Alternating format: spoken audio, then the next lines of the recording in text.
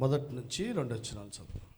మెట్టుకు సహోదరులారా, మేము ప్రభువైన యేసు ద్వారా మీకు ఇచ్చిన ఆజ్ఞను మీరు ఎరుగుదురు.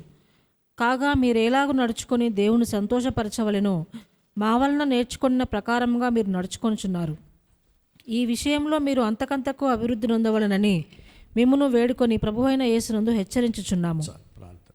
పరిశుద్ధుడా, పరలోకమందున్న తండ్రి, నీ దాసులమైన మేమందరం కూడా యేసుక్రీస్తు పరిశుద్ధ రక్తం ద్వారా నీ కృపాసింహాసనం దగ్గరికి వస్తున్నాం.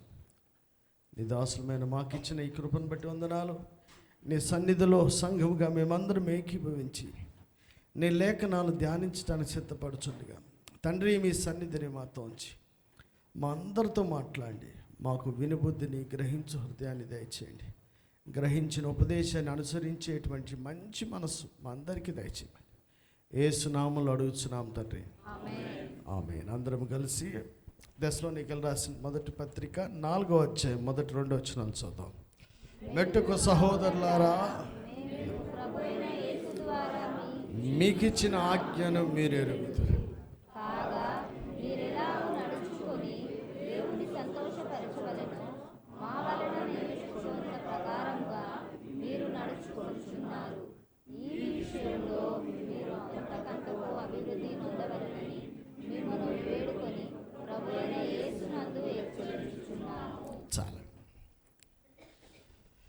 2 వచనాల్లో కొన్ని విషయాలు, అందులో ఒకటి మొదటి నుంచి చూస్తే,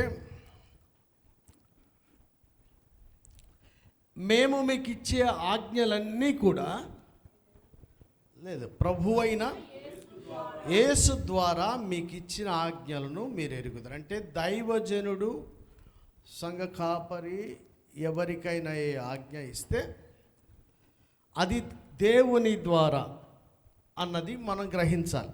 సొంతం చెప్తుండు అన్న ఆలోచన వస్తే అది సొంతమా, వాక్యానికి సంబంధించిందా అన్నది వాక్యం చదివే వాళ్ళకి, వాక్యం విన్న వాళ్ళకి అవగాహన ఉంటుంది. కానీ ఒక ఆదివారం వచ్చిపోయే వాళ్ళకి అంత అవగాహన ఉండకపోవచ్చు. సో బెటర్ వాక్యాన్ని చదవమనేది ఎందుకంటే ఉన్నదా లేదనేది తెలుసుకోవడానికి, ఉంటే 100% పాటించడానికి, పాటించలేకపోయినా పాటించాలన్న ఆశ ఉండాలి. పాటించలేకపోయినా అరే ఆశతో సావద్దు. అచీవ్మెంట్ సంవత్సరం ఉండాలి కదా. సంవత్సరానికి ఏ మేరకు మనం ఎత్తైన కొండ మీదకి ఎక్కడానికి ప్రయత్నం చేసేవి, ఎన్ని మెట్లు ఎక్కామన్నది కూడా మనల్ని మనమే పరిశీలన చేసుకోవాలి. కనుక ప్రభువైన యేసు ద్వారా మీకిచ్చిన ఆజ్ఞను మీరు ఎరుగుదురు. అంటే దైవజనుడికి దేవుడు ఆజ్ఞాపించింది ఖచ్చితంగా సంఘానికి తెలియజేసేయాలి.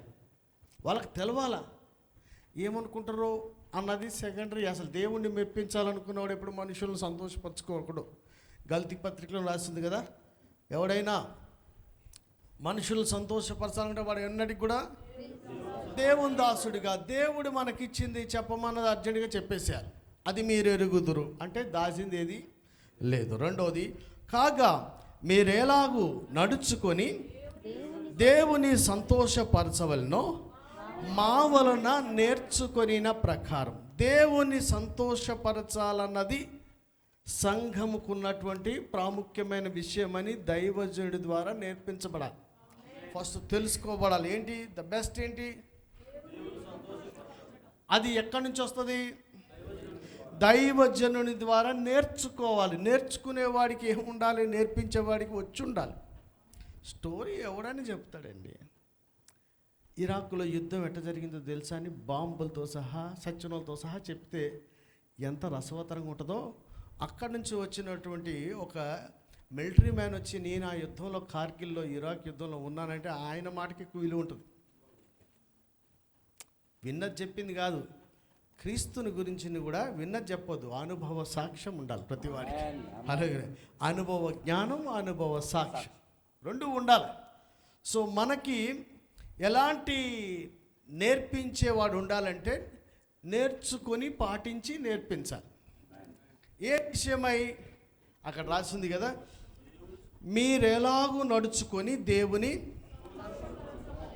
అనేది మా వలన నేర్చుకున్న ప్రకారం. అంటే సంఘములో దేవుని బిడ్డలందరూ కూడా మందిరానికి వచ్చి పోవడంలో మీకు సంతోషమేమో, కానీ జనం ఎక్కువ వస్తే పాస్టర్ గారికి సంతోషమేమో, డబ్బులు ఎక్కువ వస్తే ఇంకొకరికి సంతోషమేమో, పదవి ఉంటే ఇంకొకటి సంతోషమేమో, కానీ చర్చిలో డబ్బులు, పదవులు, జనాలు అందరికి కూడా చర్చే. కానీ ఇక్కడ ఏం సంతోషం అంట? దేవుని సంతోషపరచవలననే విషయమై నేర్చుకోవడానికి దైవజనుడి దగ్గరికి రావాలి. వచ్చినోడు కూడా ఏం నేర్పించాలి? నీ వలన దేవుడు ఎలా సంతోషపడతాడు, ఏం చేస్తే దేవునికి సంతోషం. అందుకనే మనము ఫౌండేషన్ లాగా కొన్ని పునాది సిద్ధాంతాలు పెట్టుకున్నాం. అందులో ఏముంది? మొదట దేవుడు, తర్వాత ఎప్పుడు రివర్స్ అవ్వకూడదు, ఎప్పుడు రివర్స్ అవ్వద్దు. సహోదరుడు, తర్వాత ఎప్పుడు సంఘం కంటే కూడా నీ కాలనీ వాడు ఎక్కువ అవ్వద్దు. ఇది పునాది సిద్ధాంతాల్లాగా మనం పెట్టుకోవాలి. దేవుడు లేనిదే దైవజనుడు లేడు. సహోదరుని కొరకు ప్రాణం పెట్టాలి, కానీ పొరుగు వాడికి సాయం చేయాలి. ప్రాణం పెట్టేవాడికే ఎక్కువనా, సాయం చేసేది ఎక్కువ? ఎవరి కోసం అయినా మనం అన్నది మనకి ఉంటే ఆ హైరార్కీని మనం ఖచ్చితంగా తెలుసుకోవడం మాత్రం కాదు, పాటించాలి. ఇక్కడ చూస్తే మీరు ఎలాగూ నడుచుకొని దేవుని సంతోషపరచవలనో మా వలన నేర్చుకొనిన ప్రకారము మీరు. అంటే ఏంటి? దైవజనుడు దేవుణ్ణి ఎట్ట సంతోషపరచాలో నేర్పించాడు. ఉన్నోళ్ళందరూ నేర్చుకున్నారు, నేర్చుకున్న వాళ్ళందరూ నడిచారు. దశలోనికే సంఘాన్ని గురించి ఒక మంచి సాక్ష్యం. ఆయన నేర్పించాడు, వాళ్ళు నేర్చుకున్నారు. నేర్చుకున్న దానివల్ల చూడండి, స్కూల్లో చాలామంది మీ కాడ ఉన్నారో లేదో కానీ క్లాసులో ఏమో మీరు టీచర్లు కదా, మీ కాడ పాఠాలు వచ్చినా ఒకడు ఒలిబలిసి చెప్పడు అడిగితే. అవునా కదా? మనలో ప్రార్థన రాని ప్రార్థన చేయమని చేస్తారా? ఆ పదాలు మనం వాడకూడదు, కానీ ప్రార్థన రాక చేయట్లేదా? ఆలోచన చేయండి. స్తోత్రాలు చెప్పండి అంటే నోరు లేక చెప్తలేరా? చేతులు ఎత్తడం అనేది పాపం అని ఎత్తట్లేదా? చప్పట్లు కొట్టమంటే అది తప్పని చేస్తలేరా? అన్నీ తెలిసినా చేయని వాళ్ళు చాలామంది ఉంటారు. కానీ తెస్సలోనికే సంఘం గురించిన సాక్ష్యం ఏంటంటే, మా వలన మీరు ఏమైతే నేర్చుకున్నారో ఆ ప్రకారంగా మీరు నడుచుకున్నారని నేర్పించిన ఆయన సాక్ష్యం చెప్తున్నారు. నువ్వు చెప్పిందంతా నేను చేశాను కదా అని ఆడు చెప్పట్లా. ఎవరి కాళ్ళు చెప్పుకుంటారు కదా, నేను బాగా చేశానని చెప్పుకోవడం. నా గురించి నేను చెప్పుకునే సాక్ష్యం చెల్లదు. అందుకని యేసు ప్రభువే తన గురించి 2 సాక్ష్యాలు అవసరమని చెప్పాడు. ఇక మనకు మన సాక్ష్యం ఏం పని చేస్తుంది? సో ఇక్కడ సాక్ష్యం ఏంటంటే, దైవజనుడు దేవుణ్ణి ఎట్లా సంతోషపరచాలన్నది విషయాల్ని సంఘానికి నేర్పిస్తే వాళ్ళు నేర్చుకోవడం మాత్రం కాకుండా నేర్చుకున్న దాని ప్రకారం నడుచుకున్నారు. నడుచుకున్న తర్వాత ఇంకొక విషయం, మొట్టమొదటిది ఏంటి? ఆజ్ఞాపించేదన్నీ కూడా దేవుని వలన సంఘానికి ఆజ్ఞాపిస్తారు. రెండవదిగా దేవుణ్ణి ఎలా సంతోషపరచాలన్న విషయాన్ని సంఘానికి దైవజనుడు నేర్పిస్తాడు. మీరు నేర్పించిన దాన్ని నేర్చుకోవాలి. త్రివేణికి బండి వచ్చా? అది ఇంట్లో పెట్టి నువ్వు నడిచొస్తున్నావు, మనకి ఏం సుఖం? నేర్చుకున్న దాని ప్రకారం బండి నేర్చుకుంటేనే బండి వేసుకుని తిరగాల, అప్పుడే బండి వచ్చినట్టు లెక్క. అవును కదా? మనము సత్యమును అనుసరిస్తున్నామా, ఎట్లా అనుసరిస్తున్నామా, దేవుని సంతోషపరిచే దాని గురించి నేర్చుకున్నామంటే నేర్చుకున్న దాన్ని ఆ ప్రకారం నడుచుకుంటేనే మనం నిజంగా నేర్చుకున్నట్టు. సంఘానికి మంచి సాక్ష్యం ఆయన నేర్పించాడు, వాళ్ళు నేర్చుకున్నారు, ఆ ప్రకారంగా నడుచుకున్నారని వాళ్ళు చెప్పట్లేదు, నేర్పించిన వాళ్ళు చెప్తున్నారు. ఇకపోతే తర్వాత విషయం చూస్తే, మీ విషయంలో ఏ విషయంలో? దేవుణ్ణి సంతోషపరిచే విషయంలో మీరు అంతకంతకు అభివృద్ధి పొందవలనని మిమ్మును వేడుకొని. ఒకసారి అటు చేస్తాడా? వేడుకోవడం అంటే ఏంటి? అరే రాజుగా చేయరా, చెప్పి సాగుపడతా, ఒకేసారి. పిచ్చి పట్టిందా, ఇప్పుడే బతిలాడతాడు, ఇప్పుడే ఎట్టు చేయి చూపిస్తుడు, ఏమన్నా చూసి అని అన్నావు అనుకో, ఎట్టుంటుంది దానికి, ఇప్పుడే ముద్దు పెడుతుడు, ఇప్పుడు ఎట్టు అంటుండే అనిపించదా? ఎట్లా చూడండి, దేవుని సంతోషపరచాలని చెప్పి ఇందులో మీరు అభివృద్ధి చెందాలని వాళ్ళని వేడుకుంటాడంట. మళ్ళా వీడికి కొంచెం మెంటల్ హాస్పిటల్ తీసుకెళ్లాల్సిందే. ఒకేసారి అమ్మో అపరిచితుడు బయట పిలుస్తారు, ఒకసారి ఇట్లా అంటాడు, ఒకసారి ఎట్లా అంటాడు. వేడుకోవటం ఏంటి, నాన్న అన్నం తినరా అంటారు, తినలేదనుకో చెంపకేసి తినిపిస్తారు. ఫస్ట్ సారి నుంచి చెంపకేసి కొడతారు, ఎవడన్నా కొట్టరు కదా. చెప్పిన మాట ఒకసారి వింటాం, మంచిగా చెప్తే రెండోసారి దంచుతారు. కొట్టినంత మాత్రాన పర్సనల్గా కసి లేదు. ఆ కొట్టడంలో, హెచ్చరికలో వారి క్షేమం ఉంది. హల్లెలూయా. వారి అభివృద్ధి కొరకు ఈయన వేడుకోవటం, వారి అభివృద్ధి కొరకు అవసరమైతే హెచ్చరిక చేయటం, ఇంకా పోతే శిక్షిస్తారు కూడా. హెచ్చరిక తర్వాతే శిక్ష, ముందు ముందు శిక్షలు ఉండవు. ఏ విషయమై ఇక్కడ మరలా దేవుని సంతోషపరిచే విషయంలో సంఘాన్ని వేడుకోవాలి, సంఘాన్ని హెచ్చరిక చేయాలి. ఇప్పుడు పాయింట్ ఏంటంటే, అసలు దేవునికి ఎక్కడ సంతోషం? దానికంటే ముందు మరలా చెప్తున్నా, సంఘంలో దైవజనుడు ఏం చేస్తాడంట, దేవుని ద్వారా ఆజ్ఞాపిస్తాడు. రెండవదిగా వచ్చిన వారికి దేవుణ్ణి ఎలా సంతోషపరచాలో నేర్పిస్తాడు. నేర్చుకున్నటువంటి వాళ్ళు నేర్చుకున్న దాని ప్రకారం నడుచుకోవాలి. నడుచుకున్నారన్న సంగతి ఈయన గుర్తుపట్టి సాక్ష్యం చెప్పాలి. నువ్వు చూడకపోతే నేనేం చేయను అన్నావు అనుకో, చూసేలాగా చెయ్యి. పరీక్ష అంతా పిచ్చిగీతలు గీసి రాయిపోయి నీ కళ్ళు కనిపించకపోతే నేనేం చేయనంటే కనిపించాలి. నేను అనేక మార్లు చెప్పినండి, ఆయన మీకు కూడా చెప్పి మన ఎక్కడ చెప్తాను నేను ఈడ, కాకపోతే ఫలం అనేది కనిపించాలి, ఫలమును చూచి అన్నాడు. విశ్వాసం అంటే అదృశ్యమైన వాటి అని ఉంది కదా. కానీ ఆయన ఏమన్నాడు, వారి విశ్వాసాన్ని చూసి. అదృశ్యమైన దాన్ని నువ్వు చూసి ప్రజెంట్గా నువ్వు చేసే యాక్ట్, నువ్వు నడిచే విధానాన్ని కూడా ఆయన చూస్తాడు కదా. ఆయన వారి విశ్వాసాన్ని చూసి అనేది ఎక్కడ చూశారు మీరు, ఎక్కడ గుర్తొచ్చిందా? పక్షవాయువు గల వాడి దగ్గరికి ఒక నలుగురు మోసుకొస్తే రోగిష్టోని పట్టించుకోలే ఆయన, వాడిని ఏం చూడలే, మోసుకొచ్చిన వారి విశ్వాసాన్ని చూసి. ఆ విశ్వాసాన్ని చూస్తారు, ఫలాన్ని చూస్తారు. నేర్చుకొని నడుచుకునే దాన్ని వినరు, చూస్తారు. వినేది కూడా ఉంది, అక్కడ వినేది కూడా ఉన్నది, కానీ చూసేది కూడా ఉండాలి. వినేది ఎక్కడ ఉంటాం, దూరం ఉన్నాడు, ఏడో ఉన్నారనుకోండి, వాళ్ళ గురించి వింటాం. ఎదురుగుండోడు కానీ వినేది ఏంది చూడసారి.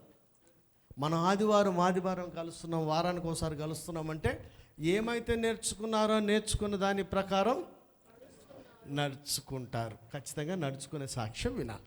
కనుక మొట్టమొదటి విషయాలు ఈ 2 వచనాల్లోనే సంఘమునకు ఆజ్ఞాపించేదంతా దేవుని ద్వారా దైవజనుడు ఆజ్ఞాపిస్తాడు. రెండవదిగా దేవుణ్ణి ఎలా సంతోషపరచాలనే విషయాన్ని దైవజనుల ద్వారా నేర్చుకోవాలి. దైవజనుడు వారికి, నాకు ఏం సంతోషం అనేది నేర్పించడం కాదు, దైవజనుడు సంతోషం ఉంది, దేవుని సంతోషం ఉంది, రెండింటికి వేరియేషన్ ఉంటుంది. స్టడీలో చేయండి అబ్బా, గీతలు పెట్టడం కాదు. ఎన్ని సంవత్సరాలైనా ఒక టాపిక్ని మంచిగా స్టడీ చేయగలగాలి. అంత టైం ఎక్కడిది?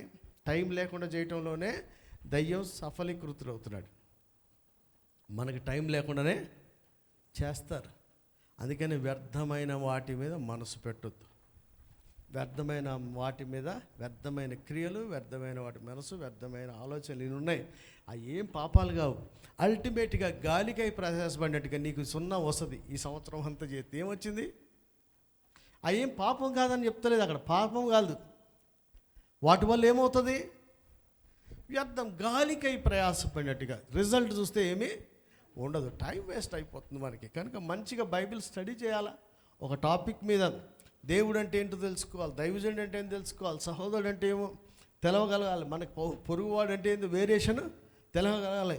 దేవుని సంతోషం ఏందో తెలవాలి, దైవజనుడి సంతోషం ఏందో తెల, పొరుగు వాడిని ఎందులో సంతోషపరచాలి, సహోదరుని ఎందులో సంతోషపరచాలి, ఇది కూడా మనకి తెలిసి ఉండాలి. కనుక ఇక్కడ దేవుణ్ణి ఎలాగో సంతోషపరచాలని దాంట్లో ఏమి రావాలట, నడుచుకుంటున్న వారందరిని బట్టి శబాషరా నువ్వు నడుచుకుంటే నీకు తిరుగులేదు, పో, నీ కిరీటం నీదే, తెల్లరాయి నీదే, గుర్రం నీదే, పట్నం నీదే, అన్నీ నిజరా, ఇందులో మీరు అంతకంతకు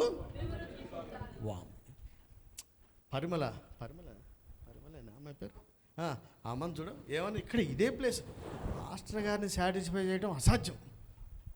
ఏమని ఎప్పుడు ఉంటాడు ఎప్పుడు పోతాడు, ఈయననే సాటిస్ఫై చేయలేకపోతే అంతరంగాన్ని పరిశీలించే పై చూసేవాడికే నువ్వు మార్కులు వేయించుకోలేనంత దగ్గర బతుకుంటే, అంతరంగాన్ని పరిశీలించే నీ ఆలోచనలు, నీ తలంపులు అన్నిటిని ఎరిగిన వాడిని నీ యందు ఆయన ఆనందించేస్తాడు అసలు కదా. ఉటికెక్కలేనాడు. మా మామ బిడ్డ ఒకటి ఉండేది నా క్లాస్ చిన్నప్పటి నుంచి. మా మామ కూర్చోబెట్టుకొని రైట్ వాళ్ళు మేము పల్లెటూరే, వాళ్ళు హైదరాబాదే అప్పట్లో చిన్నప్పుడు. అప్పుడు ఏమని ఎన్ని మార్కులు వచ్చేసి చూడు, ఎన్ని మార్కులు వచ్చేసి చూడు అంటే, ఇప్పుడు కాదులే కాలేజీలో చూద్దామన్నా నేను. ఎప్పుడన్నా చిన్నప్పుడు. అలాగనే బాప్తిసం పొందినోడంట ఎలిమెంటరీ సెక్షన్, అప్పుడు కాదు పెద్ద అయినాక చూడాలి భక్తి ఏందో. తొలి దినాల్లో వేసేది కాదు కానుక, నువ్వు వర్ధిల్లిన కొద్ది చేసేదే ఉంటుంది లెక్క, అన్నిట్లో ఉంటుంది. ఫస్ట్లో ఆవేశం మీద ఎవడన్నా చేస్తాడు, 2 అరుపులు జిందాబాద్ కొట్టగానే వీడి వెంటకి వాటర్ బాటిల్ కావాలంటే ఎవరు తెచ్చిస్తారు, ఎన్నిసేపు స్తోత్రం చెప్తారు, ఎంతసేపు ఆరాధన చేస్తాం, ఎంతసేపు ప్రార్థన చేస్తాం, కొత్తలో వచ్చిన ఓపిక తర్వాత. కానీ దేవుని సంతోషపరిచే క్రమాన్ని నేర్చుకున్న వారిలో దైవజనుడి ఆశ అంతా శబాష్ అట్లా, అంటే 10th పాసే శబాష్ ఇక చదువుమానంటే, ఇంటర్ పాసే శబాష్ చదువుమానం అట్లా, ఇందులోనే అంతకంతకు అభివృద్ధి పొందాలి. దేంట్లో దేవుని సంతోషపరిచే విషయంలో ఈ అభివృద్ధి కొరకు దైవజనుడు చేస్తున్న పని ఏంటంటే, ఫస్ట్ నేర్పిస్తాడు, రెండవసారిగా రిక్వెస్ట్ చేస్తాడు, మూడవసారి హెచ్చరిక చేస్తాడు. ఇన్ని షేళ్ళు ఏంటి వీడికి, ఇది అసలు అపరిస్థితి అనుకున్నావు. మళ్ళా ఒకళ్ళలోనే ఉంటే నేర్పించేవాడే రిక్వెస్ట్ చేస్తాడు. నాన్న అన్నం వండేది అమ్మే, తినిపించేది అమ్మే, మూద తినకపోతే బుగ్గగిలి తొడపాసం పెట్టి మళ్ళీ కొట్టి కూడా ఆయన బుగ్గగిలిసి గబగబగబో తినేస్తుందా, ఎవడన్నా తింటాడట, ఎరా తినపోతే పోయారు, నేను తింటాను తింటారా ఎవడన్నా, కొట్టో తిట్టో తినిపిస్తారు. ఎందుకంటే వాడు మంచిగా ఉండాలి. అల్టిమేట్గా వండేది కూడా వాడి కోసం, వాడికి ఇష్టమని వండుతారు, వాడు తినాలని వండుతారు, బతులాడి తినిపిస్తారు, సందమాన్ పెట్టి తినిపిస్తారు, ఒకటి చెంపకేసి అయినా తినిపిస్తారు. చాలామంది కక్కేస్తారు కదా పిల్లలు, అప్పుడు వదిలేస్తారండి, మళ్ళీ ట్రై చేస్తారు కాసేపు ఆగి. నేను కూడా అంతే, 2 రోజులు ఆగి ఏడుపు కన్నీళ్ళు ఆగేదాకా ఆగుతాను నేను కూడా, మళ్ళీ ఒకటి దర్శనమే మళ్ళా. ఈయనేమిటో శాడిస్ట్ కాదండి, ఏ విధము చేతనైనా దేవుడిచ్చిన మన్నా మన నోట్లోకి వెళ్ళాల్సిందే. నీ నోరు బాగా తెరవు, నేను నింపుతాను, మూసుకున్న నెలలో ఎట్ట తొడపాచకూడదు అమ్మా అంటే అప్పుడు కుక్కి పడేయాలి. మూసుకున్న ఏం చేస్తారు, అరచడం లేదా. మన అదృష్టం, మన ఇంటెన్షన్ వాడికి తొడపాశం పట్టాలి, వాడికి ఆడ మచ్చలు పడిపోయి గీతలు పడిపోయి రోజు చూసుకొని నేర్చుకోలేక ఆడ నోరు తెరవాలి, దాన్ని నింపాలి మనం. హల్లెలూయా. కనుక దైవజనుడు ఏమి ఆజ్ఞాపించినా ప్రభు అయిన యేసు ద్వారా సంఘానికి ఆజ్ఞాపిస్తాడు. రెండవదిగా ఆయన సంఘమునకు దేవుణ్ణి ఎలాగ సంతోషపరచవలనో నేర్పిస్తాడు. వాళ్ళు ఏం చేయాలి, వచ్చిన వాళ్ళంతా, కొంతమంది ఉన్నారు, ఫిలెక్స్ తెలుసా, ఏమన్నా పాటిస్తాను కిన్నాడా, మీటింగ్ అని పిలిపించాడు ఇంటికి, గృహకూడికలు పెట్టుకొని ఇంటికాడ పిలిచాడు, రండి రండి, ఏమన్నా నువ్వు బాగా చెప్తున్నాడు, పాస్టర్ గారు బాగా చెప్తారు, రండి. ఏమన్నా గెంతన్నా ఇంటానికా, నేర్చుకోవడానికా, తెలుసుకోవడానికా, పాటించడానికా, సగంలోనే బాబు ఎంత కట్నం ఉండేది భయం ఉంది, నువ్వు వెళ్ళిపో అన్నాడు. మళ్ళీ పిలిచినోడే పోమన్నాడు, ఆపే అన్నాడు. సార్ అవన్నీ ఎక్కడ కొన్ని ఇప్పుడు కమిటీలన్నీ అయ్యాయి, ఆపే అంటారు సేవా. ఫిలిక్స్ చుట్టాలు అంతా చెప్పమన్నది వాళ్ళే, ఆపేయమనేది కూడా. ఎందుకని ఆ ఉపదేశాన్ని వాళ్ళు తట్టుకోలేకపోతున్నారు. ఈ రోజున దైవజనుడు ఎందుకున్నాడంటే దేవుణ్ణి సంతోషపరిచే విధానాన్ని నేర్పించడానికి ఉన్నాడు. నేర్పిస్తాడు, వేడుకుంటాడు నేర్చుకోమని, నేర్చుకున్న దాన్ని అనుసరించి నడవమని రిక్వెస్ట్ చేస్తాడు. తర్వాత హెచ్చరిక చేస్తాడు. ఆయన ఇంటెన్షన్ అంతనే కదా, అందులో అంతకంతకు అభివృద్ధి పొందాలనుకుంటాడు. ఎంతకు పొందాలంటే నాకంటే ఒక మెట్టు ఎదగాలనుకుంటా నేను. హల్లెలూయా. పొద్దున కూడా అనుకున్నా, ఏమని, నేను ఏదో చేయాలనుకున్నా, నాకు 50 దాటిపోయింది, ఇక వయసు అయిపోతుంది, ఉంటామో తెలియదు. అరే ఆల్మోస్ట్ 70% 80% దాకా వయసు అయిపోయింది, ఆయుష్ ఎంతో తెలియదు, చేయలేకపోతున్నాం. పొద్దున్న కాఫీ తాగుతూ, ఒకవేళ నేను చేయలేకపోయినా కొడుకు కంటిన్యూ చేస్తే సంతోషమేగా, వాడేవాడు నా వాడేగా. నేను చేయలేకపోయినా వాడు చేస్తాడు. ఇంకేదో చెప్పి ఇది చేయాలనుకున్నా, సిరి నీ కోసం, ఇప్పుడు నా శక్తి దాటిపోతుందేమో, అయిపోతుంది, చేయలేకపోతున్నా. ఒకవేళ మన ప్రీతి చేయాలి దాంట్లో నెరవేరిందనుకో, అది కూడా నాకే ఓన్లీ మన ఇద్దరిలో చేయలేకపోయినా, నేను చేయలేను, నువ్వు చేయని, మన పిల్లలు చేస్తే సంతోషం. అంటే ఏంటి, నెరవేర్చలేకపోయామన్న బాధ కన్నా ఓన్లీ చేయగలిగిన దేశం మా పిల్లలు ఏమన్నా చేస్తే సంతోషం. అట్లనే నేను ఈ మాత్రం చేయగలిగానంటే, నాకంటే మీరు ఇంకెక్కువ చేయిస్తే నేను ఇంకా సంతోషించేవాడిని. హల్లెలూయా. అది ఏ ప్రకారం అంటే బైబిల్ ప్రకారం. నాకంటే ఎక్కువ చేస్తారని సృష్టికర్త అయిన దేవుడే శిష్యులను కోరుకున్నారు, మీరు చేస్తారబ్బా నాకంటే ఎక్కువ పనులు అన్నాడు. అంటే క్రీస్తు యేసు కలిగిన మనసు ఎవరికున్నా వినే వాళ్ళల్లా, కూర్చున్న వాళ్ళల్లా ఆయనకు వాళ్ళకంటే బెటర్ చేయాలనుకోవాలి. ఏదురా ఎక్కడున్నావురా, నడిపింపు లేదు, మేఘం లేదు, నీ కొమ్ములు వచ్చినాయి, నువ్వు నాకంటే ఎక్కువ చేయాలా? మనం కూర్చొని వాళ్ళని పంపించాలి. సైకిల్ మనం కూర్చొని వాళ్ళని పడి లేపుతా ఉంటే మళ్ళీ నేర్పించాలి. పడ్డావు, నీకు బుద్ధి లేదు, గడి లేదు, అప్పుడే లేదు, వెనకరా అంటారా, పన్నుండి లేపి బ్యాండ్ వేసి మళ్ళీ దొక్కరా అంటాం. వచ్చే వరకు ఒకేసారి మాయ మంత్రాలు లేవు గాలి ఎగిరిపోవడానికి. ఆడేమన్నా హారిపోటరా సంకలా పెట్టుకుని ఎగిరిపోవడానికి? నేర్చుకునేది ఎట్లా నేర్చుకోవాలా? క్రమక్రమంగానే నేర్చుకుంటాం ఏదైనా సరే. ఒకే రోజు అంతా కూడా రాదండి. కనుక దైవజనుడు ఏమి నేర్చుకొని నేర్పిస్తాడంటే, దేవుణ్ణి ఎలాగో సంతోషపరచవలను అనే విషయాన్ని నేర్పిస్తాడు. నెంబర్ 1, సామెతల గ్రంథం. దేవునికి సంతోషమేందో అది నేను నేర్చుకోవాలి, మీకు నేర్పించాలి. సామెతల గ్రంథం 23వ అధ్యాయం 15వ వచనం. నా కుమారుడా, నీ హృదయమునకు జ్ఞానము లభించిన ఎడల నా హృదయము కూడా సంతోషించును. చాలండి. దేవుని సంతోషం ఏంటి? ఎవరికి రావాలి? కుమారుడైన వాడికి జ్ఞానము రావాలి. అది వస్తే దేవునికి సంతోషం అన్నది ఎవరికి తెలవాలి? నాకు తెలవాలి. ఫస్ట్ నాకు తెలిసి నాకు జ్ఞానం వచ్చిన తర్వాత మిమ్మల్ని చదివియాలి. ఎక్కువ చెప్పలేను కానీ బైబిల్ ఏముంది, పరిశుద్ధ దేవుని గురించిన జ్ఞానం మనందరికీ రావాలి. అవునా కదా? ఆ రావాలంటే ఏంది? జ్ఞానం ఎట్లా వస్తుంది? బైబిల్ చదివితే వస్తుంది. అవునా కదా? నేను చదవందే మీకు ఎవరు చదవమని చెప్పలేదు. నేను స్కూల్ అప్పటి నుంచి చదువుతున్నా కాబట్టి మిమ్మల్ని చదవమని చెప్తున్నా. ఇది చూసుకొని నేను ఏదో యూట్యూబ్లో అయ్యి చేయను. మీకేమైనా డౌట్ ఉంటే రావచ్చు, నా దగ్గర ఎన్ని నోట్స్ ఉన్నాయో చూపిస్తా.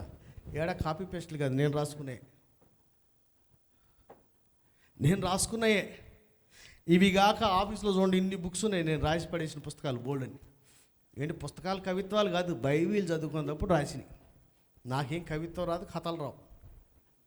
ఎందుకని నేను దేవుని గురించిన 100% జ్ఞానం పొందానంటలా, అంతకంతకు అభివృద్ధి పొందాలని ఆశ ఉంది. నేర్చుకుంటున్నా.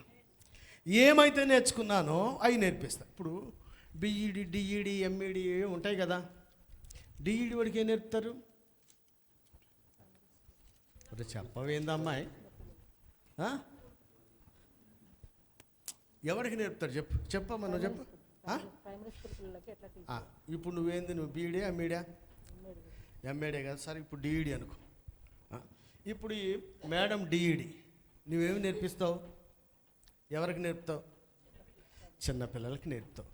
నాలాంటి వాడు ఎవడో వచ్చి, డిఈడి చేసుకుని నువ్వు నోర్మై, ఎంఈడి చేసే వరకు పిల్లల్ని పాడు చేసామంటే ఒప్పుకోను అంటే ఎంత అజ్ఞానం. అంటే ఎంఈడి చేయలేదని ఏబిసిడి కూడా చెప్పొద్దా? నేను పరిపూర్ణుని కాలేదని నాకు ఏబిసిడి కూడా నీకు చెప్పొద్దా? నాకు వచ్చింది. అందరూ నేర్చుకోవాల్సిందే. స్టేజెస్ ఉన్నాయి. డిఈడి చేయి, బీఈడి చేయి, ఎంఈడి చేయి. ఏమి నేర్చుకున్నావు అది నేను రానోడికి చెప్పరాదు. మా ఆవిడని ఇంటర్వ్యూ చేసింది ఒక అమ్మాయి. కోదాడలో మేము ఉద్యోగానికి వెళ్తే ఎంసీఏ చేసి ఆల్రెడీ లెక్చరర్ చేసి, నేను కోదాడలో డిగ్రీ కాలేజీలో పనిచేస్తున్నందుకు ఆమె కూడా ఆడ ఏదో కాలేజీలో పనిచేద్దామంటే ఆడ స్కూల్ ఖాళీ కూడా ఏదో ఒకటి పోతే, డిగ్రీ బీఎస్సీ చదివిన అమ్మాయి కనీసం బీఈడి కూడా లేనామా ఎంసీఏ చేసి engineering college MCA college lecture చేసిన ఇంటర్వ్యూ చేస్తాడు. ఎట్లుంటుంది చెప్పండి? ఇంటర్వ్యూ అయ్యాక వచ్చి ఇంటికాడ ఇట్ట పెట్టుకుని ఏడ్చింది, నెత్తిమీద చేసి. నా బతికిట్టాయిపాయే, డిగ్రీ చదివినోండి పీజీ లెక్చరర్కి ఇంటర్వ్యూ చేసి అంత దుస్థితికి వచ్చిందని ఎవరికైనా బాధ అవుద్ది. అవునా కాదా? బైబిలే చదవని ఎదవా బైబిల్ కాలేజ్ చేసి వచ్చిన పాస్టర్ గారిని ఇంటర్వ్యూ చేయటం ఏంటి డానియల్ సార్?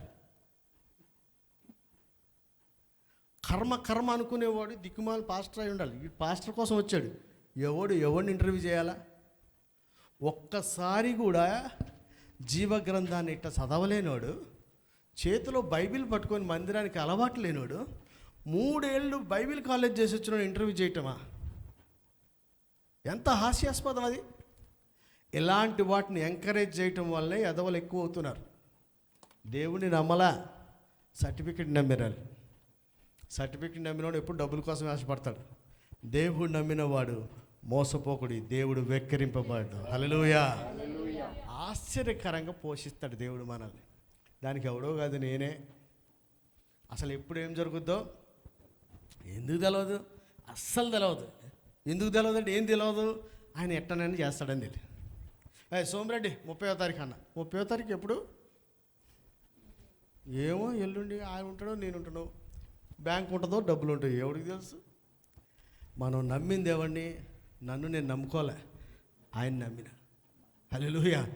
కనుక దైవజనుడైన వాడు నేర్చుకున్న దాన్ని సంఘానికి నేర్పించాలి. నేర్పించిన దాంట్లో నడుచుకోమని చెప్పే క్రమంలో ఒకసారి బ్రతిమాలుతాడు, ఇంకోసారి హెచ్చరిక చేస్తాడు. దేన్ని నేర్పించిన దాన్ని పాటించమని. అసలే చదువు రానోడికి, అరే బాబు చైనా మాట్లాడరా రాజుగా అంటే, నీకేం వచ్చొచ్చని నాకు చెప్తున్నావు అన్నాడు అనుకో. నన్ను నాకే రాదు, నేను నీకు నేర్పలే. ఎట నేర్పుతాడు? నాకు వచ్చింది నీకు నేర్పింది పాటించమని బతిమలాడడం, హెచ్చరిక చేయాలి. మొట్టమొదటి సంతోషం దేని గురించి? దేవుని సంతోషం ఎట్లా ఉంటుంది? ఎందులో అభివృద్ధి అంటే మనకి జ్ఞానం రావడం దేవునికి సంతోషం. హల్లెలూయా. దేవుని గురించినటువంటి అవగాహన మనకి రావాలంటే దేవుడు ఏం చెప్తున్నాడో అది మనం తెలుసుకోవాలి. ఆ వాక్యమైన దేవుడైనటువంటి పరిశుద్ధ గ్రంథాన్ని మనం చదివే అలవాటు మనకి. జ్ఞానం గురించి ఎక్కడ రాయబడి ఉందబ్బా? తిమోతి పత్రికలో రాశారు, ఫిలిప్పీలో రాశారు. అట్లా ఆ జ్ఞానము జ్ఞానం గురించిన మర్మము. జ్ఞానం అంటే ఏంది? క్రీస్తుని గురించినటువంటి దాని గురించింది మనకి తెలిస్తే దేవుడు ఆనందిస్తాడు. అది రావాలంటే ఉట్టిగా రాదబ్బా. బైబిల్ మంచిగా చదవాలి. బైబిల్ చదవండి అంటే ఎలక్ట్రల్ బాండ్ గురించి చెప్తారా? ఈవీఎం మిషన్ గురించి చెప్తావా? సమరస్త్రీ గురించి చెప్పు, నీకు రాదు.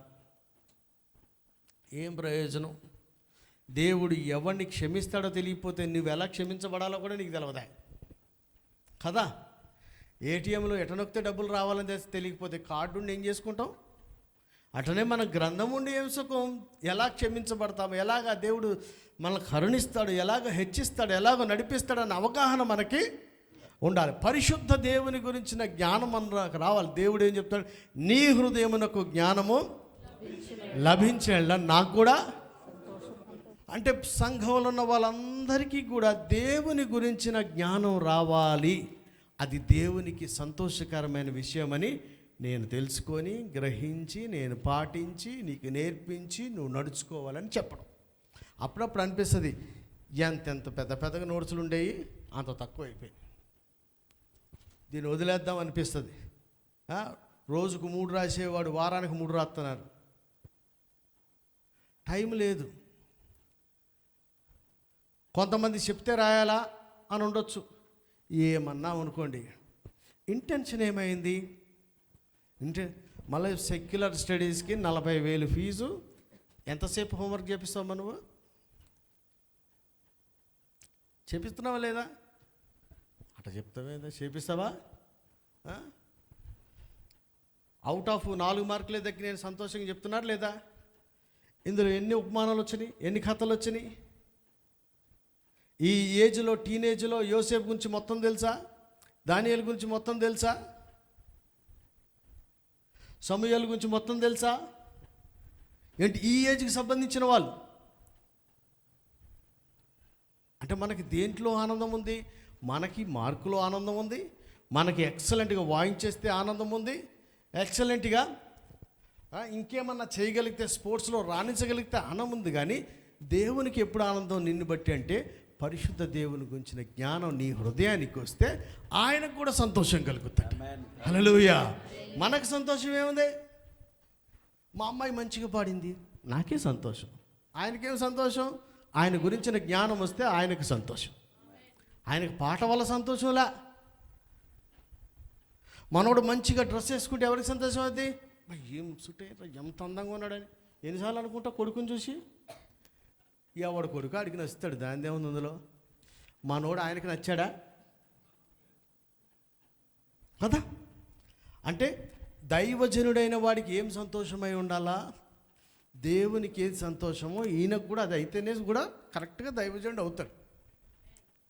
బైబిల్ చదవకపోయినా, ఒరే రంజిగా నువ్వు చదవకపోతే అయిపోయారా, నాకు సాయంత్రం బజ్జీలు ఇప్పిస్తున్నావు, నాకు అదే సంతోషం. Good man, good believer. ఏం గుడ్ బిలీవర్? Bad believer. నా బజ్జీలు తింటా నేను పోతా, నువ్వే సంగతి? జీవాన్ని కలిగించేది నీ దగ్గర లేదు. నాకు సంతోషం అనుకోమాక. సంతోషం దేంట్లో అబ్బా? దేంట్లో? దేవునికి సంతోషం వస్తేనే అది నిజమైన సంతోషం. దేవునికి ఎప్పుడు సంతోషం వస్తుందట? హృదయమునకు జ్ఞానము. జ్ఞానం అంటే ఏమొస్తుంది? ఏది చేయాలి, ఏది చేయకూడదు. దేవుని మనసు తెలుసుకోవాలి. మంచి చెడుల వివేచన మనకి రావాలి. ఇది రావాలి. ఎవరికి రావాలి? మనకి వస్తే అప్పుడు దేవునికి సంతోషం. అంటే ఈ సంతోషంలో ఏమని చెప్తున్నాడు దైవజనుడు? మీరు అంతకంతకు అంటే ఏంటి? డిఈడి చదివిన టీచరు ఎలిమెంటరీ వాడికి పాఠాలు చెప్తుంటే ఆమె డిఈడి అయిపోయి, మేడం ఎక్కడి నుంచి ఎలిమెంటరీ కాంచి బీఈడి అయ్యి, ఆ నుంచి ఇంకోటి ఏందిరా ఎంఈడి అయ్యి, ఎవడెవడికో పీజీ వాళ్ళకు కూడా చెప్పాలని అంతకంతకు చెప్పే ఆమె ఎలిమెంటరీతో ఏమంటే ఆడ తృప్తి పడొద్దని. ఇంతే. అరే సండే స్కూల్ టీచర్ అని సత్యదాకా సండే స్కూల్ అవుతావా? ప్రొఫెసర్లకు కూడా చెప్పబ్బా, నీకు అవకాశం వస్తుంది. ఏడు నుంచి ఎక్కడి నుంచి ఎక్కడే స్టార్ట్ అయిపోవాలా, అక్కడే ఫిక్స్ అవ్వాలని ఏం లేదు కదా. అంతకంతకు డిపార్ట్మెంట్ వాళ్ళే ప్రమోషన్ కొరకు ఎన్నెన్నో టెస్టులు రాస్తారు. ఎందుకని? అంతకంతకు అభివృద్ధి పొందాలని. 2 అధ్యాయాలు చదివేవాడు అంతకంతకు అభివృద్ధి పొందాలి. 3 అధ్యాయాలు చదివేవాడు అంతకంతకు అభివృద్ధి పొందాలి. ప్రార్థనకు అరగంట చేసేవాడు అంతకంతకు అభివృద్ధి పొందాలి. మందిరానికి ఆదివారం వచ్చేవాడు అంతకంతకు అభివృద్ధి పొంది ఆ దినం సమీపించక మరి ఎక్కువగా సహవాసానికి ఏ మీటింగ్ ఏది ఉంటే దానికి పోదామని అనుకోవాలి. కానీ దినాలు పెరుగుతున్నా కొద్ది మనం తగ్గుతూ ఉంటే కొండ ఎక్కట్లే, మెట్లు దిగుతూ ఉన్నాం. దీన్ని బట్టి దేవునికి సంతోషం కలగట్లేదు. దైవజనుడి ఏ విషయమై నేర్పిస్తున్నాడంటే దేవునికి ఎలాగో సంతోషం వస్తుందో అది నేర్పిస్తాడు. ఏందబ్బా అంటే ఫస్ట్ పొద్దున్న లేచి బైబిల్ చదువుకో. నేను అనేక మార్లు చెప్తాను, ఇట్టా ముసుగుదనేసి లేపేసి పైకి ఇట్ట ప్రార్థన చేయమాకండి మంచాల మీద. ఎందుకని? ఆయన ఆకాశమందు కన్నులు ఉన్నవాడు కన్నులెత్తి ప్రార్థన చేయాలి. నేలకేసి నువ్వు నమ్మిన పైన ఉన్నాడికి వినడా అంటే సాడిస్ట్ లాగా మూర్ఖుల్లా మాట్లాడితే నేను చెప్పలేను.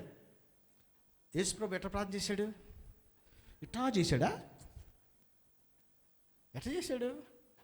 ఆకాశమందు ఉన్నవాడి కన్నులెత్తి ప్రార్థన చేశాడట.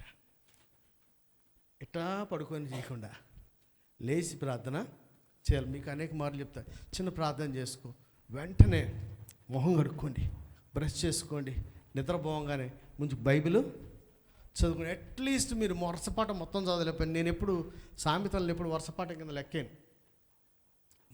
నేను రోజు చదువుకునే దాంట్లో డేట్ ప్రకారం చదివిన దాన్ని వరుసపాఠం కింద అసలు అది లెక్కాను.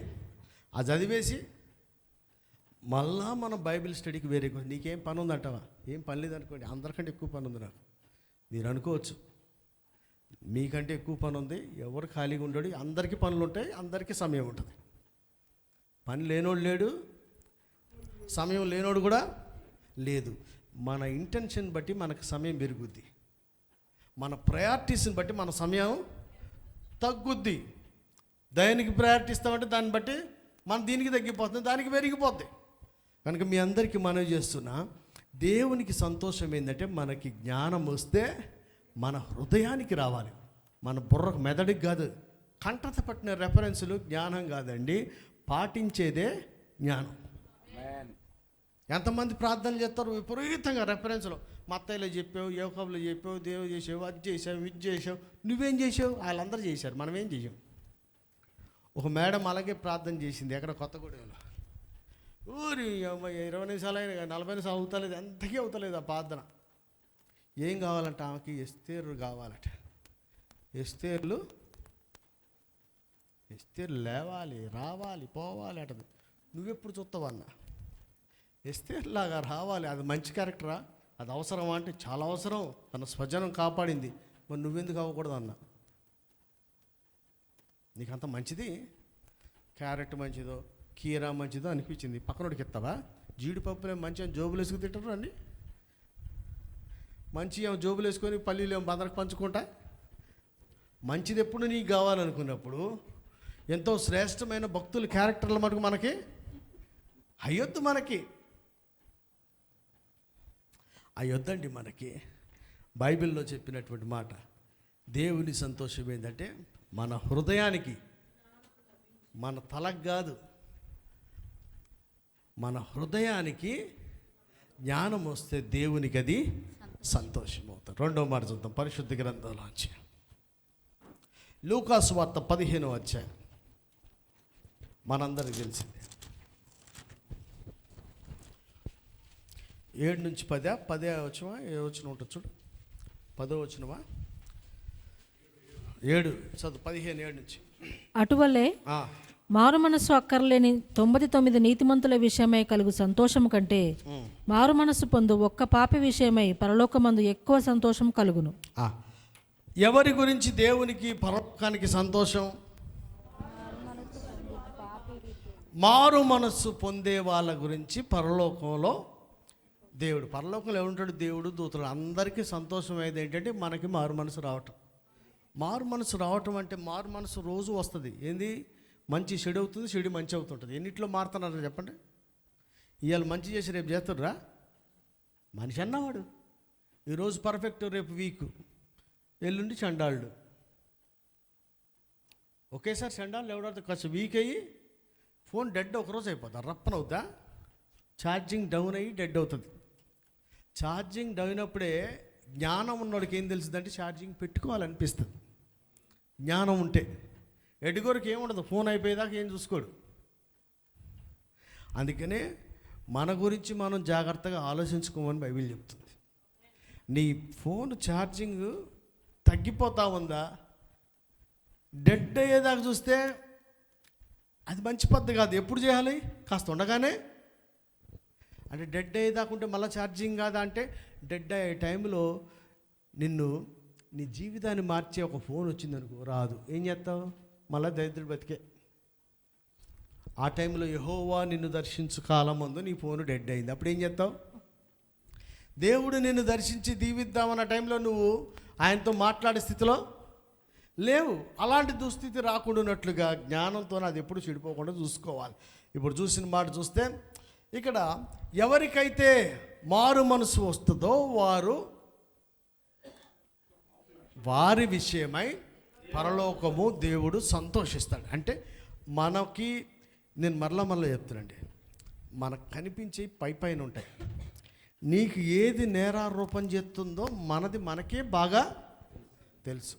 వాత వేయబడిన మనసాక్షి కలిగినోడు అంటాడు, అదేమైపోద్ది? ఆ మధ్యలో క్యాన్సర్ మీకు నాలెడ్జ్ ఉంటుందిగా, మీరు మంచిగా చూడొచ్చు, నాకు అంత లేదు కాబట్టి నా అండర్స్టాండింగ్లో చెప్తున్నా. క్యాన్సర్ అంటే ఏదో కాదని ఏ చిన్న పుండు అయినా దాన్ని వదిలేస్తే అదే క్యాన్సర్ అవుతుంది.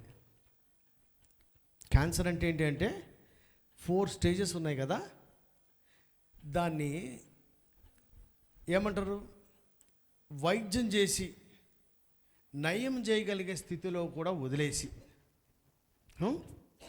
ఇంకా బాగుపడలేని స్టేజ్కి వచ్చిన తర్వాత వరల్డ్ బెస్ట్ డాక్టర్ చేతిలో పెట్టినా ఆడు చావాల్సిందే. అంటే దొరుకు కాలం మందు వెతకమన్నాడు. ఎందుకని? ఆయనే మళ్ళీ నిన్ను దర్శిద్దాం అనుకున్నా నీవు బాగుపడే స్టేజ్ ఉండదు, అసలు అవకాశమే ఉండదు. కాబట్టి అవకాశం ఉన్నప్పుడే మనం మార్చుకోవాలి. ఇక్కడ చూస్తే ఎప్పుడు మారు మనసు పొందాలి? ఎప్పుడు నీకు నోటీస్ వచ్చింది, ఎప్పుడు నువ్వు హెచ్చరిక చేయబడ్డావు. దేవుడే నేను దర్శించవచ్చు, ఆదివారం ఉపదేశం దర్శించవచ్చు, నువ్వు బైబిల్ చదువుకునేటప్పుడు నేను హెచ్చరిక చేసేయచ్చు. సహోదరులు ఒకరొకరు మాట్లాడుతూ ఉంటే వాళ్ళ హృదయం గుచ్చుకున్నట్టుగా వేరే నీకు సంబంధం లేని విషయం ఒకటి నీకు తగులుతుంది. వాళ్ళు వేరే టాపిక్ మాట్లాడతారు, మనకు తగులుతుంటాయి. అప్పుడేం చేయాలి? దేవుడు మనల్ని హెచ్చరిక చేసాడు, అప్పుడే మనం మారు మనసు. నువ్వు ఇంకోసారి పొందామనుకుంటే ఎదుటోడికి తెలియదు నువ్వు ఎందులో ఉన్నావు అనేది, అది మనకే తెలుస్తుంది. ఆ విషయమై ఖచ్చితంగా మనం మారు మనసు పొందాలి. ఎప్పుడు పొందుతాం? ఎప్పుడు పొందితే అప్పుడు పరలోకమందు దేవుడు దాని గురించి సంతోషపడతాడు. అంటే మనం మారాల్సినవి ఏమైనా ఉన్నాయా? మరి ఎప్పుడు మారాలి? మనం ఇప్పుడే మారితే మన దేవుడు మన యందు సంతోషిస్తాడు. హల్లెలూయా. రేపు ఇది చేస్తా అది చేస్తా అనుకున్నాడు, రేపేమి సంభవించునో ఎవడో ఎందుకు, నేనే బోల్డని డేట్లు పెట్టుకుంటా కొన్నిటికి, ఎప్పుడై అయిసావు. అందుకని ఒక పెద్ద ఆయన చెప్పాడు, దయ్యానికి ఉన్నాడు గొప్ప ఆయుధం ఏంటంటే రేపు చేద్దాం, రేపు చూద్దాం, రేపు చేద్దాం అంటే ఆ రేపు సచ్చిందాకా వస్తానే ఉంటుంది. కానీ మనం ఎప్పుడు కూడా బైబిల్ నేడే మిక్కిలి అనుకూలమైన సమయం. హల్లెలూయా. మారు మనసు పొందడానికి ఇదే మిక్కిలి అనుకూలమైన సమయం. ఈరోజు మారు మనసు పొందినమా, దేవుడు నీ యందు ఆనందిస్తాడు, సంతోషిస్తాడు. హల్లెలూయా. నెంబర్ 1, మన హృదయానికి జ్ఞానం వస్తే దేవునికి సంతోషం. మనం మారు మనసు పొందితే దేవునికి సంతోషం. 3వదిగా యెహెజ్కేలు గ్రంథం 18వ అధ్యాయం 23వ వచనం.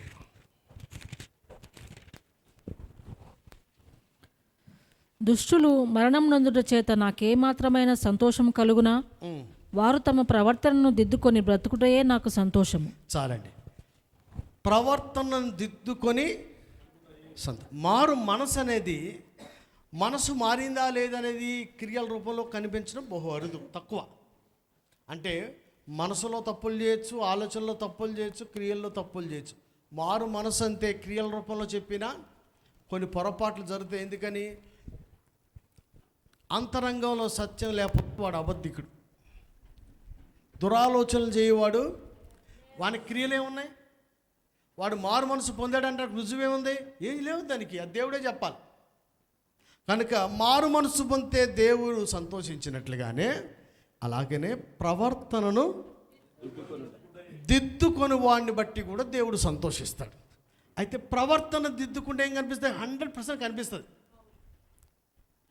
మన యాటిట్యూడ్లో, మన ప్రవర్తనలో మార్పు వస్తుందంటే ఎదుటి కనపడదా? నేను ఈరోజు నుంచి నాకు చెడ్డ ఆలోచనలు రాకుండా పడకల మీద దేవుని వాక్యాన్ని ధ్యానం చేస్తాను. ఎవరికి కనపడద్ది?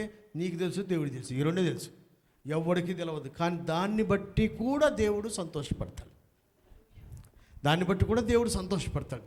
మళ్ళీ ఇంకా దేన్ని బట్టి అంటే మన ప్రవర్తనను దిద్దుకోండి. ఎవడిని దిద్దేడు సరిపోయాడు, మనది మనమే నేర్పిస్తారు ఎట్లా చేయాలని. అంతవరకే. సైకిల్ నేర్పిస్తారు, వంట నేర్పిస్తారు, ఇంకేదో చదువు నేర్పిస్తారు, మిగతాదంతా మనమే చెయ్యాలి. అలాగనే మంచి ప్రవర్తన ఎలా ఉండాలో కూడా చెప్తారు. ఆ విధంగా దిద్దుకోవడం కూడా మనమే చేసుకోవాలి. నీ ప్రవర్తన దిద్దుకుంటే దాన్ని బట్టి దేవుడు, అంటే ఇలాగే ఉండి చెడిపోవాలని, చచ్చిపోవాలని దేవుడు కోరుకోవట్లేదు. ఖచ్చితంగా తన బిడ్డలైనటువంటి వారు తమ ప్రవర్తనను అంటే దిద్దుకున్నది ఎవరికి కనపడాలి? గతంలో రాజు అలా లేడు, ఇప్పుడు మారాడే అని అంటారు. నేను అట్లా లేను, మారానే. శిరీష్ అట్లా లేదు, మారింది. కర్ణమ్మ మారింది అంటే ఏం చేస్తారు? ఎవడన్నా లోపల దూరి చూస్తారేంటి? కనపడుతుంది. మన యాటిట్యూడ్ మనకి ఇతరులకు కనబడుతుంది, మన మార్పు ఇతరులకు కనబడుతుంది. కానీ అంతరంగంలో ఉన్న ఆలోచనలు కానీ, పడకల మీద నువ్వు చేసే ఆలోచనలు కానీ, అందులో కూడా మారు మనసు పొందాలి. అది దేవునికే తెలుస్తుంది.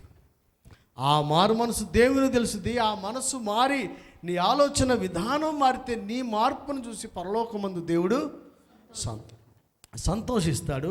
అలాగనే మన ప్రవర్తన దేవుడు చెప్పినట్టుగా ప్రవర్తించడం మనం మార్చుకుంటే, దిద్దుకున్న దాన్ని బట్టి, దిద్దుకోవడం అంటే ఏంటి? ఇప్పుడు బోర్డు మీద దిద్దుతాం అంటారు కదా, ఇట్లా రాస్తారు, మళ్ళీ ఏం చేస్తారు, ఇట్లా అరేంజ్ చేసి మళ్ళీ ఇంకోటి రాస్తారు. దిద్దటం అంతే ఏంటి? ఒక పొరపాటుని తీసేయటం. లైఫ్లో పొరపాట్లు అన్నీ అవుతూనే ఉంటాయి, దిద్దుకోవడం రావాలి. నీ కంటికి అట్ట కనపడుతుందా? నాకైతే బాగానే కనపడుతుంది అన్నావు అనుకోండి. నాకంటూ శతవారం వచ్చింది, ఇంకోటి అడగని చూడరాదు. నువ్వెంత గలీజ్ గడవో చెప్తున్నాడుగా. నీ యాటిట్యూడ్ ఎంతమందికి ఆటంకంగా ఉందో చెప్తుంది కదా. ఒకడికంటే పోయింది ఇంకోటికి కూడా. అందరు నిన్ను అట్లా అంటే మరి ఎవరు తప్పు? ఒకడికంటే పొరపాటు, అందరూ అట్లా అంటారా? కనుక లైఫ్లో నువ్వు చేత్తో రాసిన దాన్ని ఎవరికైనా వాక్యంలో చూడు, నీకు కనిపించకపోతే ఖండించండి, బుద్ధి చెప్పండి, సరి చేస్తారు. ఎందుకంటే మనకి ఒకని మార్గం మన దృష్టికి, నువ్వు పెట్టుకున్న చెక్ లిస్ట్ నీకు సరిగానే కనిపిస్తుంది. ఎవరన్నా వచ్చి చెప్తే నా లైఫ్ నా ఇష్టం అన్నావు అనుకో, అరే ప్రవర్తనను దిద్దుకోవడం అంటే ఏంటి? ఉన్నదాన్ని చెరుపుకొని సరిగ్గా రాసుకోవడం రావాలి. ఆ చెప్పేది ఎవరంటే ఆయన చెప్పినట్టు, ఆయన చెప్పమన్నట్టు చెప్పేటువంటి దైవజనులు. వాక్యంతో మీరు మాట్లాడినప్పుడు నువ్వు అనుకున్న దానికి ఫిక్స్ అయిపోకుండా ఆ వాక్యాన్ని బట్టి, ఆ గద్దింపుని బట్టి, ఉపదేశాన్ని బట్టి దాన్ని మార్చుకుంటే, ఆ మార్పును బట్టి పరలోకమందున దేవుడు మన చూసి సంతోషిస్తాడు. హల్లెలూయా. ఇప్పుడు ఏంటి? అంతకంతకు ఎందులో గతంలో ఒకసారి దిద్దుకున్నాం, టైంకి రాంటి వచ్చినావు, సపట్లు కొట్టరా అంటే కొట్టినావు, చేతులు ఎత్తరాంటి కొట్టావు, మోకరించి ఎన్ని చెప్తావా నేను చేయను పో అన్నావు అనుకో, ఏంది? నువ్వు దిద్దుకోవాల్సినవి 100 ఉన్నాయి బాబు, మరి నువ్వు రెండింటికి కలిసిపోతేట. ఓ ఇండి బూతులు ఉన్నాయా నా జీవితంలో అనుకునే బదులు ఇన్నిసార్లు చెప్తావా అనుకుంటావు ఎందుకు? అవునా కాదా? నేను ఇన్ని బ్లండర్ మిస్టేక్లు చేస్తున్నానా, ఇట్లా ఉందా నా లైఫ్ అనుకునే బదులు ప్రతి దాంట్లో చెరుపు అంటే ఏంటంటే, ఆయన పర్ఫెక్ట్గా ఉండాలి, దేవుడు పరిశుద్ధుడు, మనల్ని కూడా అట్లా ఉన్నది ఉన్నట్టుగా దేవుడు యాక్సెప్ట్ చేయడట. తన పోలికలోనికి మార్చుకొని మనల్ని స్వీకరిస్తాడు ఆయన. నువ్వు రాసిన ప్రకారం చేయడానికి ఎట్టుంటే అట్ట తినమంటే ఎట్టా, ఉప్పు తక్కువైతే ఉప్పు వేసుకొని తింటాం అంతే. ఉప్పు ఎక్కువైతే ఏం చేస్తారు? మా మమ్మీ చెప్పింది, ఉప్పు ఎక్కువైతే ఏం చేయాలంట, ఏదో ఆలుగడ్డ గోధుమ పిండో ఏది వేస్తే అంటే ఇది కొంచెం అటు ఇటు అయితే సదురుబాటు చేసుకొని వాడుకోవాలి. లైఫ్లో కూడా అటు ఇటు అవుతూ ఉంటే ఏం చేయాలా? నేను ఇంతే అనకూడదు. నీకు సొంతం మార్పు వచ్చిందా, మార్చుకో. చూడండి, ఆర్టిస్ట్ లేసి చూడంగానే మా మాస్టర్ అనేవాడు, మా డ్రాయింగ్ మాస్టర్. ఇప్పుడు అసలు డ్రాయింగ్లే తీసి పడేశారు పాపం. అప్పట్లో డ్రాయింగ్ మాస్టర్ ఉండే, ఆడికి మస్తు పైసలు అందరికంటే ఎక్కువ వచ్చాయి. ఏ బొమ్మ గీస్తే డబ్బులు వచ్చాయి. ఆ ముసలైన బొమ్మలు గీసి అందరు సగం గీయంగానే, అందరు వేసేయంగానే గీసి ఇటు తిరుగుతాడు కదా, తిరగగానే పిల్లలందరూ మేమే, మా క్లాస్ పక్క నవ్వేవాళ్ళు. ఆయన ఏం చేశాడంటే, ఒరే ఎదవల్లారా నవ్వకండ్రా, ఇందులో చెరిపోయి ఉన్నాయి రా అనేవాడు. అంటే ఏంటి? అది పూర్తవక్కితం, కొన్ని చెరపక్కితము ఆయన మనసులో ఉన్నది మనకు అనిపించదు. అర్థమైందా? కొన్ని చెరిపితేనే కానీ అది ఎగ్జాక్ట్ ఫిగర్ అనేది మనకు అర్థం కాదు. లైఫ్లో నువ్వు గీసుకున్నవన్నీ కాదు, ఆయన చెరుపుతూ ఉంటేనే నీకు ఆయన రూపం వస్తుంది. హల్లెలూయా. మనం నచ్చుకుని పోవద్దు. పర్ఫెక్ట్గా క్రీస్తు స్వరూపం మనలో రావాలంటే ఎన్నో దిద్దుబాట్లు, సర్దుబాట్లు, చెరుపుకునేవి ఉండాలి. అప్పుడే మనకు ఆ స్వరూపం వస్తుంది. అలా దిద్దుకోవాలి. ప్రవర్తన దిద్దుకుంటా ఉంటే ఏమవుతుంది? ఆయన సంతోషిస్తాడు. హల్లెలూయా. ఇంకో మాట చూద్దాం, పరిశుద్ధ గ్రంథం చివరిగా చాలా ఉంటాయి, ఒకటి చూద్దాం. ఇర్మియా గ్రంథం. దానికంటే ముందు మీ అందరికి తెలిసిందే, యోహాను 3:1-4, తన పిల్లలు సత్యమును అనుసరించి నడుచుకున్నారనుకుంటా దానికంటే ఎక్కువైన సంతోషం ఏమి? దేవునికి సంతోషం ఏంటంటే, దేవుని బిడ్డలు అనేటువంటి వాళ్ళు బాగా ప్రార్థన చేస్తున్నారు అనేది కానీ సంతోషం కాదు. సత్యమును అనుసరించి నువ్వెంత ప్రార్థన చేసావు, ఎంత పెద్ద చర్చి, ప్రేయర్ టవర్ ఉందా లేదా చర్చికి అనేది ముఖ్యం కాదు, మైక్ ఉందా లేదనేది ముఖ్యం కాదు. సత్యమును అనుసరించి నడుచుకున్నారన్న దాన్ని బట్టి దేవునికి సంతోషం. మనం సత్యమును అనుసరించి నడుచుకున్నాం అనిపించింది అనుకోండి, తప్పు కాదు. అందులో ఏం చేయాలి? అంతకంతకు ఈ విషయమైన రాసింది అక్కడ పర్టికులర్గా, ఈ విషయంలో మీరు అంతకంతకు అభివృద్ధి చెందాలని చెప్పి నేను మిమ్మల్ని వేడుకొనుచు హెచ్చరిక చేస్తాను. అంటే ఉన్న స్థితిలో ఎవరు ఉండొద్దు. ఒకరు మొట్టమొదటి దాంట్లో బైబిల్ చదివిన తక్కువ ఉన్నావా, బైబిల్ ఎక్కువ చదువుకో. రెండవది మారు మనసు పొందాల్సిన విషయంలో కూడా తర్వాత చూద్దామని అనుకున్నావు, లైట్గా తీసుకున్నావా, నువ్వు ఈరోజే మారు మనసు పొందితే నీ విషయమే పరలోకంలో ఉన్నటువంటి దూతలు దేవుడు సంతోషంగా పడతా ఉంటారు. మూడవదిగా, ఎక్కడైనా మన జీవితంలో కొన్ని ఎక్స్ట్రాలు వస్తే, వాటిని పొరపాట్లు వస్తే వాటిని దిద్దుకునే బుద్ధి మనకి ఉండాలి. నేను దిద్దుతానల్లా, తన ప్రవర్తనను ఎలా దిద్దుకుంటావు? లోపాన్ని ఎత్తి చూపించినప్పుడు, ఈ పని చేయకు అని చెప్తే ఏం చేయాలా? దిద్దుకోవాలి. ఎవరు దిద్దుకోవాలా? ఎవరికి వాళ్ళే. తెలియజేసే వరకే కానీ దిద్దుకోవాల్సింది మనమే. ఆ దిద్దుకుంటే దేవుడు మనల్ని బట్టి సంతోషిస్తాడు. ఇంకోటిగా, పిల్లలు అనేటువంటి వాళ్ళు ఎలా ఉండాలి? సత్యమును అనుసరించి, సత్యమును తెలుసుకోవడం కాదు, సత్యమును తెలుసుకుంటే కాదు, సత్యము గురించి చెప్పడం కాదు, సత్యమును అనుసరించి. చాలామంది సువార్త ప్రకటిస్తారు కానీ సువార్తల ప్రకారం జీవించరు. ఇలా బోధించే వాళ్ళు చాలా ఉండొచ్చేమో కానీ పాటించే వాళ్ళు తక్కువ ఉండొచ్చు. ప్రార్థన గురించి చెప్పేవాళ్ళు ప్రార్థన తక్కువ పాటించే వాళ్ళు ఉంటారేమో. ఏదైనా చెప్పడం ఈజీ కానీ చేయటం కష్టంగానే. కనుక సత్యమును గురించి, సత్యమును అనుసరించి ప్రవర్తిస్తూ ఉంటే, నడుచుకుంటూ ఉంటే దేవునికి సంతోషం. చివరిగా ఇంకొక మాట చెప్పి నేను ముగిస్తా. ఇర్మియా గ్రంథం 9వ అధ్యాయం.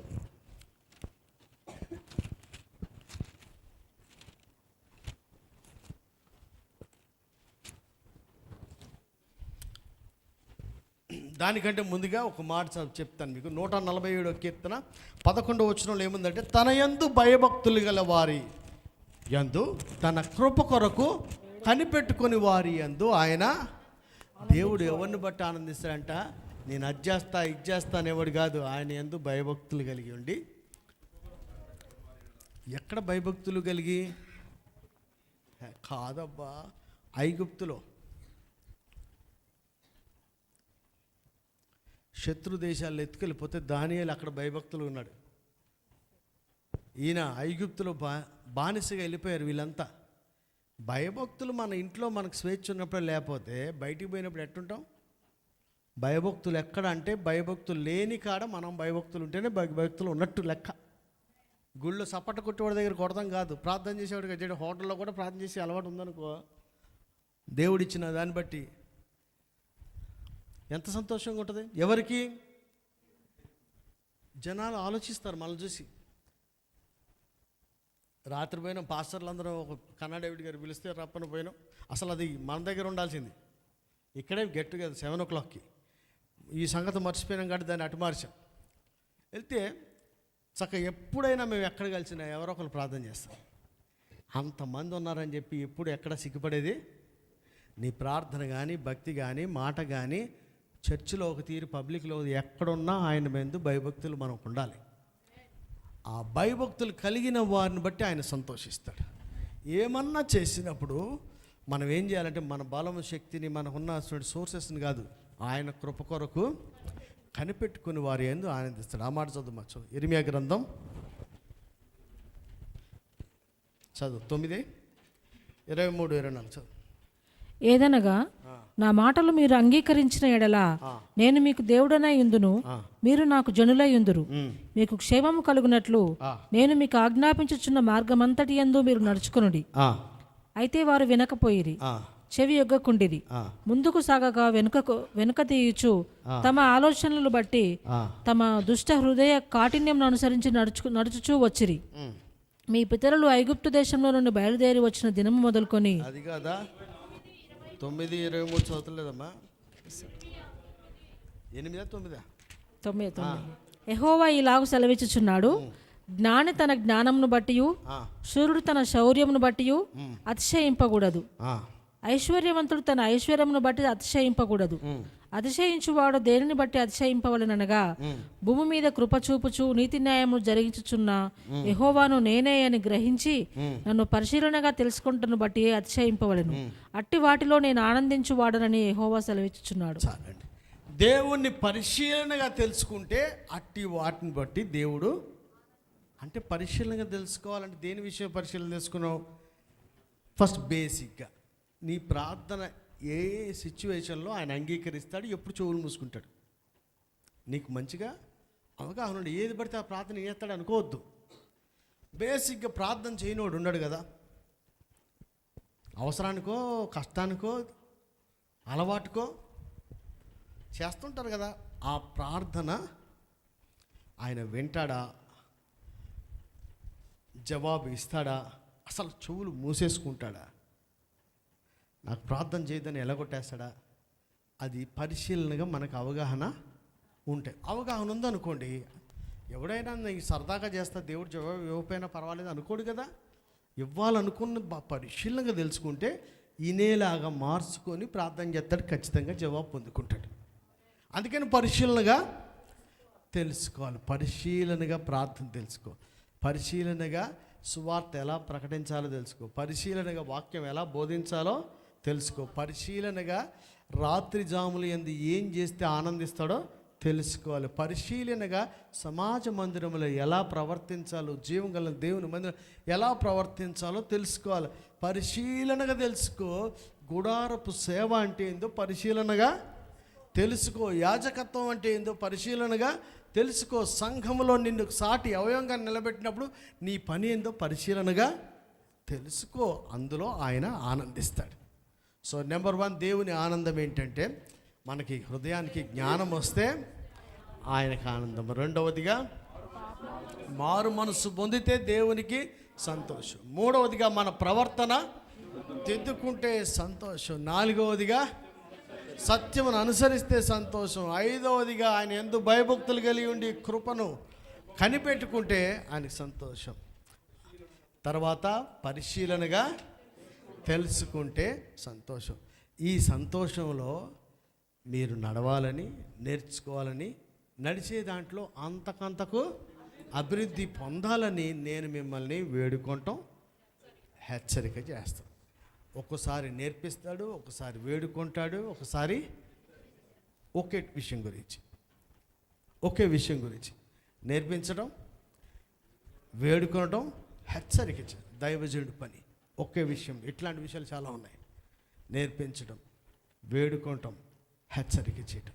ఇందులో కూడా మీ పైన ఉండి మీకు బుద్ధి చెప్పేవాడిని నిరాకరించకుండా చూసుకొని జాగ్రత్త పడండి. ఏం చేస్తున్నావు? నీకు నేర్పిస్తుంటే నిరాకరించద్దు. నేను రిక్వెస్ట్ చేస్తూ ఉంటే వాళ్ళకి కెపాసిటీ నీకంటే తక్కువైపోయింది, ప్లీజ్ అంటున్నా కొద్దీ చేతగానడని అనుకోకు. హెచ్చరిక చేస్తూ ఉంటే బాసిజం అనుకోకు, నీ కొరకే. ఈ 3 నీ కొరకే. ఎందుకంటే నీవు దేవుని సంతోషపరచాలనే ఆశ దేవుని చేత నియమించబడిన దైవజనుడికి ఉంది. అందులో నానాటికి నువ్వు అభివృద్ధి చెందాలని ఆశ ఉంది. మీరు ఏ విషయంలో దేవుని సంతోషపరుస్తున్నారో దాన్ని బట్టి ప్రభువుని స్తుతించి, ఏ విషయంలో ఇంకా ప్రభువుని సంతోషపరచలేదో ఆ విషయమై మారు మనసు పొంది మన దేవుని సంతోషపరిచేవారిగా మనమందరం ఉండాలని మీకు తెలియజేస్తూ నా మాటలు ముగిస్తున్నా. దేవుడి మాటలు దీవించుగాక. ఆమేన్.